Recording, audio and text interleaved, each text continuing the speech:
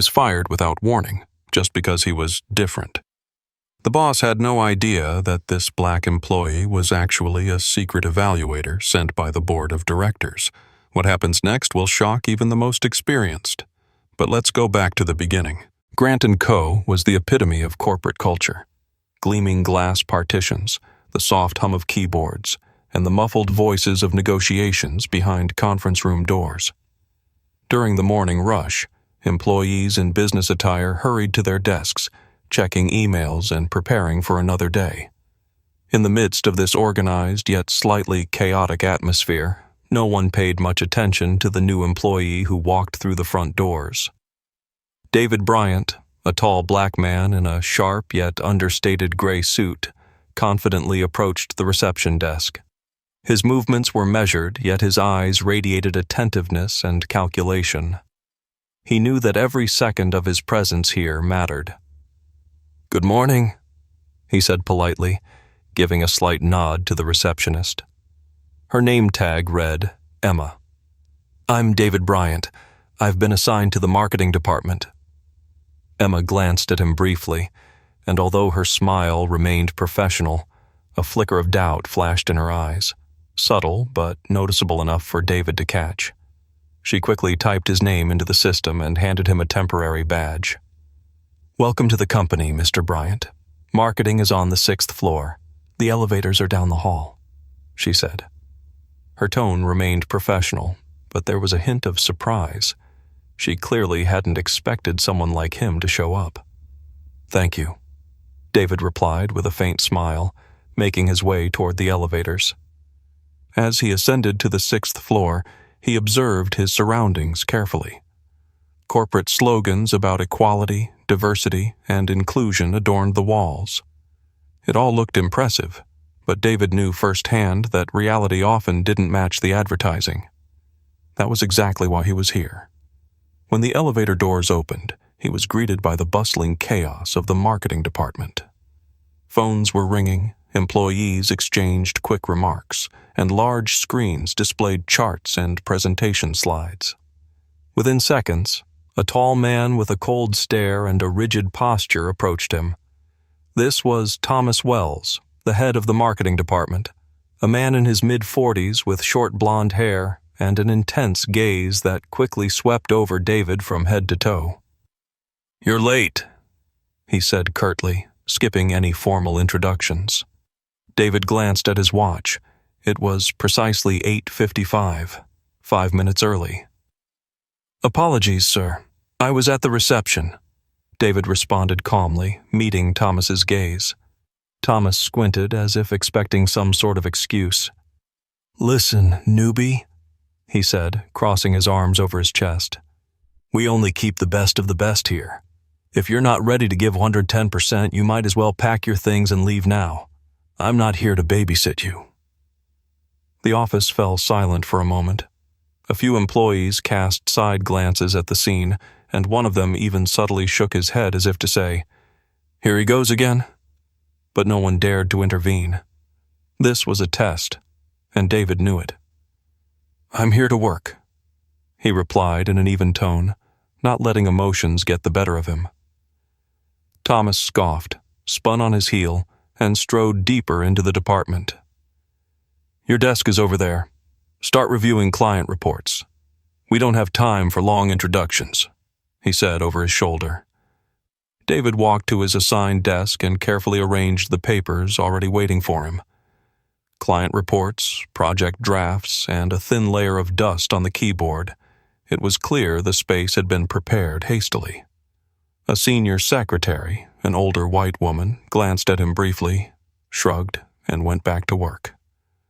It seemed no one was particularly interested in getting to know the new guy. As David settled in, he noticed Laura, a young white woman in her mid-20s, at the desk next to his. She offered a brief smile but quickly turned back to her monitor. He could sense the tension his arrival had created in the office, even if no one spoke about it openly. Over the next few hours, David immersed himself in work, noting the occasional glances from his colleagues. He overheard snippets of conversation. "Wonder how long he'll last," one analyst whispered. Thomas is going to give him hell, another chuckled. David simply smiled to himself. He wasn't here just for a job. His mission was to uncover systemic issues that the board of directors only suspected. However, Thomas didn't give him much time to reflect. "Bryant, are you planning to take all day with those reports?" came his sharp voice. David looked up, maintaining his composure. "I'm wrapping up my initial analysis, sir," he replied without a hint of irritation. Thomas scoffed. "Initial analysis? This shouldn't take more than 2 hours. Pick up the pace, or you won't last long here." David turned back to his screen, more determined than ever. He knew this was just the beginning, and what lay ahead would require patience and resilience, his strongest assets. David quickly realized that working in the marketing department of Grant & Co. would be less about professional challenges and more about testing his resilience and patience. From the very first days, he was assigned the most routine and meaningless tasks, sorting documents, compiling reports that no one seemed to read, and archiving data into an outdated system that had long needed an upgrade. Thomas Wells, the head of the department, deliberately ignored any initiatives from David, looking for the smallest reasons to criticize him. Every time David tried to contribute by offering ideas or new approaches, Thomas shut him down immediately. "David," Thomas drawled with irritation in his voice, watching as David meticulously drafted sales charts. "You're spending way too much time on minor details. Just fill out the standard report and send it over. We don't need your initiatives." David nodded politely and returned to his work, though a feeling of frustration slowly grew inside him. It became clear that Thomas was intentionally marginalizing him, dismissing any effort to provide constructive input into the project. A few days later, David decided not to give up and proposed an idea to improve marketing efficiency during the department's weekly meeting. He prepared concise and clear talking points and presented data that demonstrated potential budget savings. However, Thomas didn't even let him finish. "That's enough, Bryant," he interrupted, slapping his hand on the table. "We don't have time for theories. We need real action. Just focus on your reports." A tense silence filled the room. Colleagues shifted uncomfortably in their seats, some lowering their gazes to avoid eye contact. Laura, sitting across from David, gave him a discreet nod of support but remained silent, afraid to draw attention to herself. After the meeting, one of his colleagues, Peter, a white man in his 40s who had been with the company for a long time and knew the corporate culture well, approached David. "Thomas likes to show who's in charge," Peter said quietly, leaning against the cubicle divider. "Don't take it to heart. He always treats new employees this way, especially, well, you know." David understood. He had heard similar words before, and they always sounded like a warning. Know your place. But his mission was precisely to challenge that kind of thinking. Over time, Thomas's attitude became more overtly dismissive.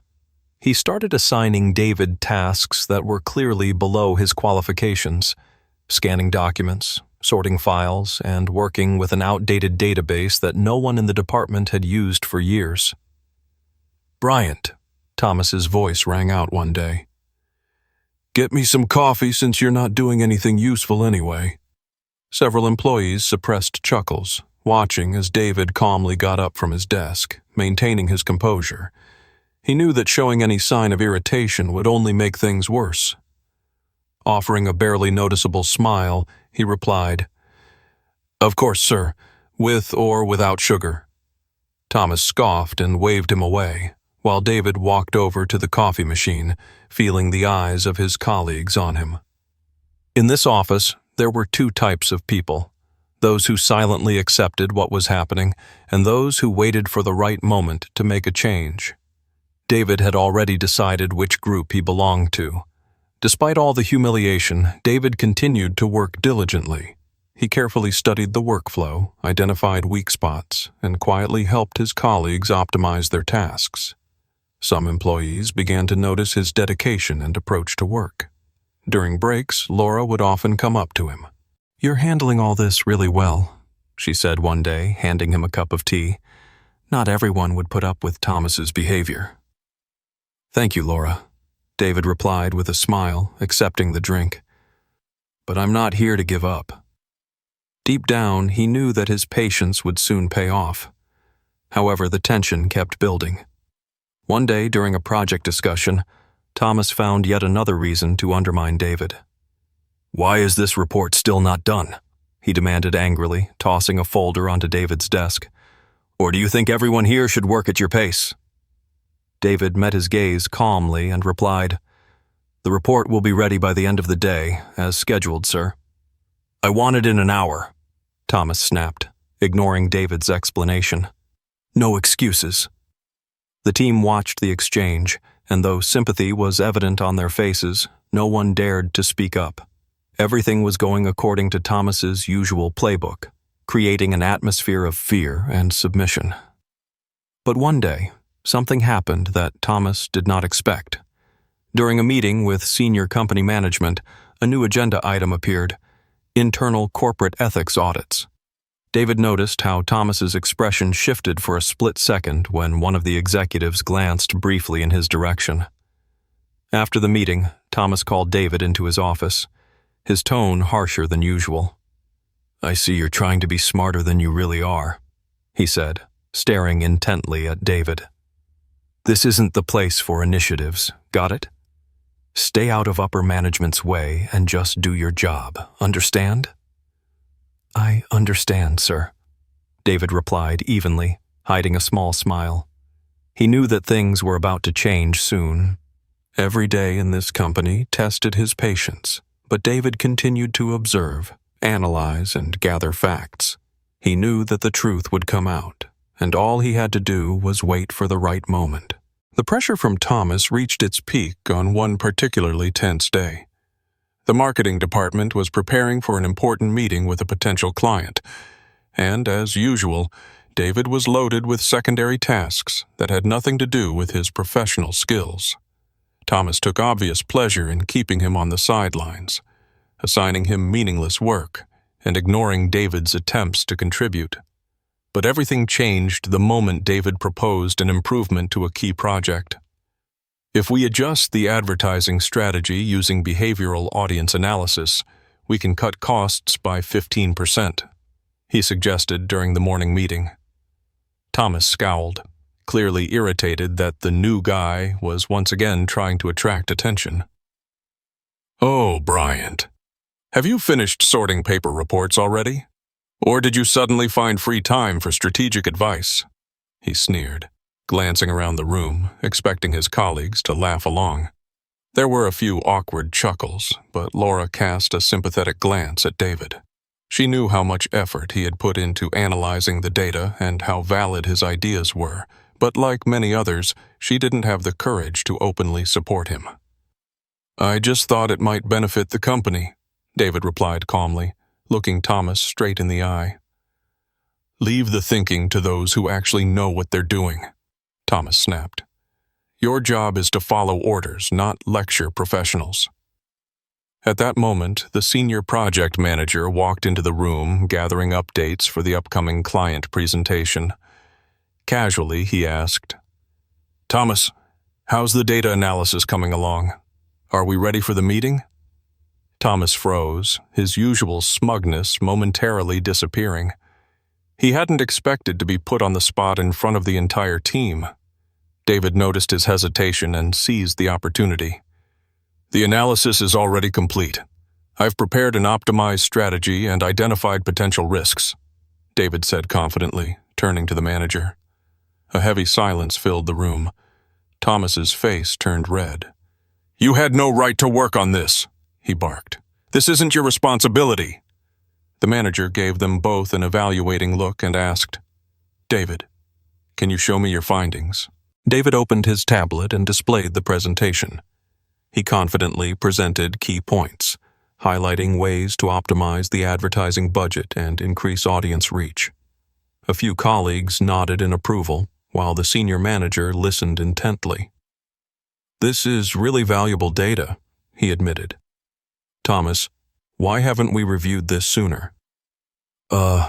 We were working on it, Thomas stammered, but quickly collected himself.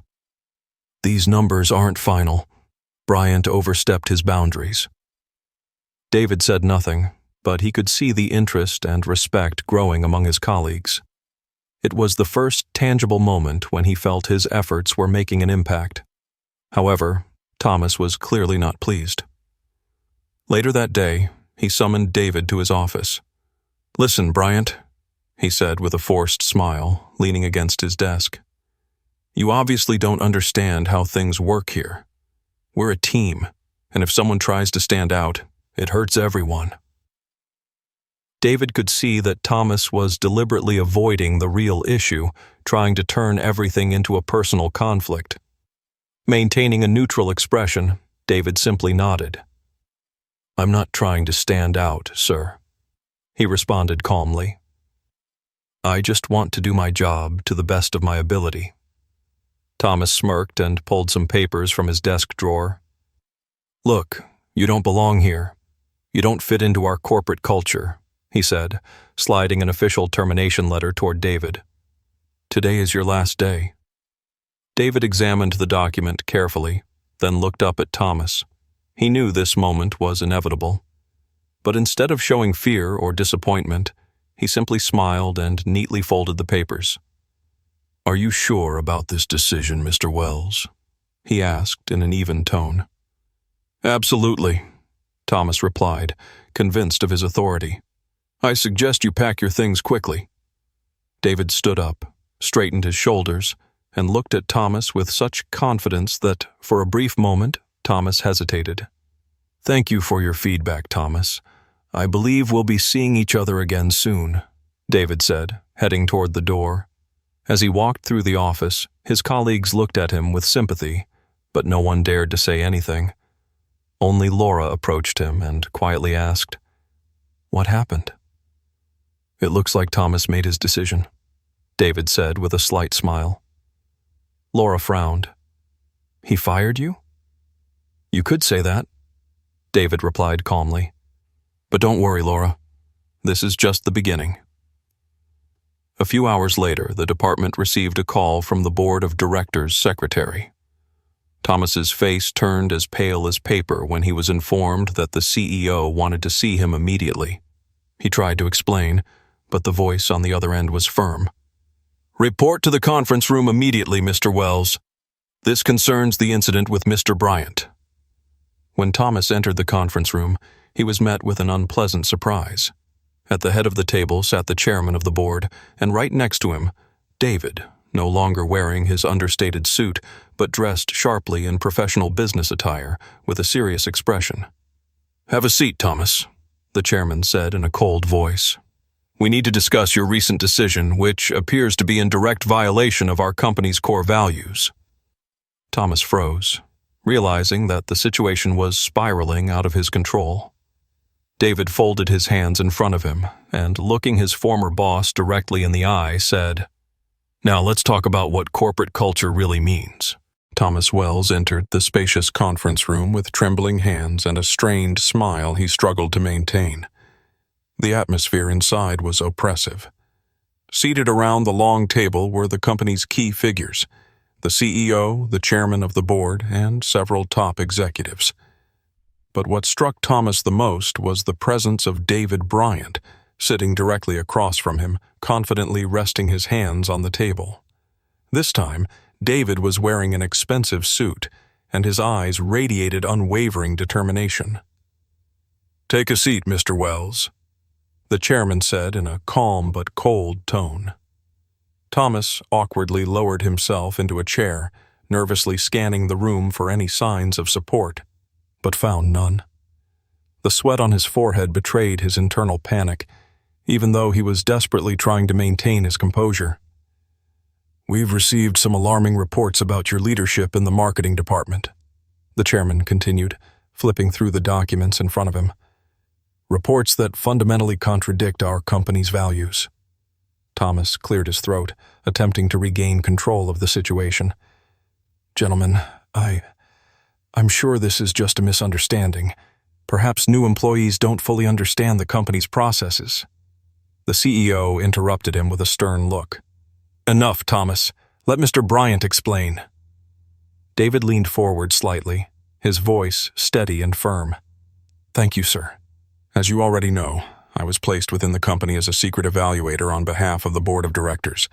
My task was to assess the corporate culture and identify any management issues related to employee treatment." He paused for a moment, watching Thomas's face grow paler. "During my time in the marketing department, I encountered numerous cases of discrimination, bias, and ineffective leadership." Thomas took a shaky breath but remained silent, realizing he was losing ground. "First and foremost," David continued, "I want to emphasize that my attempts to contribute and bring value to the team were consistently ignored. Instead, I was subjected to humiliation, deliberately isolated, and denied the opportunity to perform tasks relevant to my qualifications. Moreover, my termination was completely unjustified, which clearly indicates personal bias on the part of the department head." This is completely unfounded," Thomas exclaimed, throwing up his hands in frustration. He wasn't a good fit for our team," the CEO responded with a measured but firm voice. "In our team, Mr. Wells, there is room for everyone who demonstrates professionalism and competence. We evaluate individuals based on their skills, not personal preferences. And your management style falls far short of our company's standards."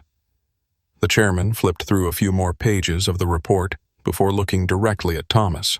"During our investigation, we also found evidence that many employees are afraid of you. They fear losing their jobs for expressing any disagreement with your methods, and frankly, the turnover rate in your department speaks for itself." Thomas's face turned red with a mixture of anger and fear. He searched for the right words, but deep down, he knew that no excuse would suffice. "Thomas," the CEO interjected, "we have reviewed staff testimonies and evaluated your leadership approach. As a result, we have decided to relieve you of your position, effective immediately." Thomas's eyes widened in shock. You can't do this. I've given this company 10 years. I built this department." "That's exactly why this decision was difficult," the chairman replied calmly. "But your actions contradict our mission. We need leaders who inspire, not intimidate." Thomas lowered his head, realizing his defeat. His face burned with shame as he staggered to his feet.